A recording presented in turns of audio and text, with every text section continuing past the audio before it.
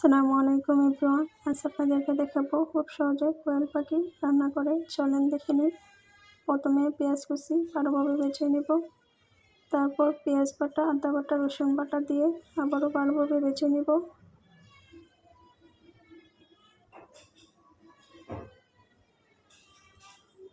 ভাজা হয়ে আসলে হাফ চামচ মরিচের গুঁড়া, অল্প পরিমাণে হলুদের গুঁড়া, হাফ চামচ ধনিয়ার গুঁড়া,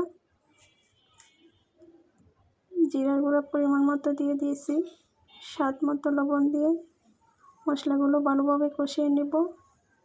তারপর এলাচ, দারুচিনি, তেজপাতা দিয়ে দিয়েছি। এখানে 4টা কাঁচামরিচ দিয়েছি। তারপর ভেজে রাখা কোয়েল পাখিগুলো দিয়ে ভালোভাবে কষিয়ে নেব। কোয়েল পাখিগুলো কষিয়ে আসলে অল্প পরিমাণে পানি দিয়ে দিব।